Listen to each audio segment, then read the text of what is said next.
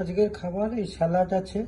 তো স্যালাডের সঙ্গে একটু আঙুর দিয়েছি, লাল আঙুরও দিয়েছি আর কি, যাতে টেস্ট লাগবে, খেতে লাগবে। এর মধ্যে শসা আছে, ক্যারট আছে, টমেটো আছে, লেটুস পাতা আছে, আর আঙুর আছে। এই হচ্ছে স্যালাড। স্যালাডটা খাবো। স্যালাড খাওয়ার পরে একটা শাক আছে, কলমি শাক এবং বাঁধাকপি, আর হচ্ছে এর সঙ্গে আছে ক্যারট আছে, আর পিনাট বাদাম রয়েছে। এই একটা হচ্ছে শাক আর কি, ভাজা আর কি। তো এইটা যে ভেজেছি, অল্প একটু নারকেল তেলে ভেজেছি আর কি।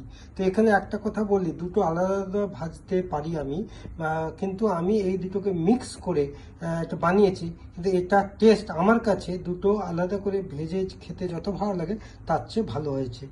আর এখানে আরেকটা ভাজা, এটাতেও ওই ক্যারট আছে, তারপরে ভেন্ডি রয়েছে, পটল রয়েছে। আর একটা জিনিস, এই জিনিসটা আমি জানি না, এটা এখানে একটা বাংলাদেশি দোকান আছে, ও বললো এইটা ওর সঙ্গে আপনি ভাজবেন, খেতে সুন্দর লাগবে। রিয়েলি আমি দেখছি খুব ভালো লেগেছে আর কি। আর লেবু আছে, আর তার সঙ্গে একটা ডিমকে সিদ্ধ করেছি, তাতে একটু পিঙ্ক সল্ট লাগানো আছে। তো এই হচ্ছে আজকের খাবার, খুবই হেলদি ফুড।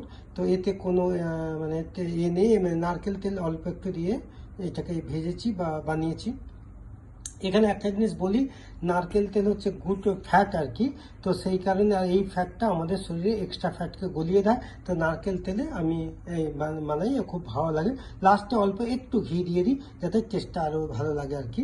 আর একটুখানি অলিভ অয়েল দিই আর কি, কারণ অলিভ অয়েল হচ্ছে গুড ফ্যাট আর কি। অলিভ অয়েল দিয়ে এরপরে মানে রান্নার পরে দিতে হয়, কারণ অলিভ অয়েল আগে দিলে সেটা হচ্ছে অত এফেক্ট হয় না আর কি। তো এইটা হচ্ছে আজকের খাবার। Thank you.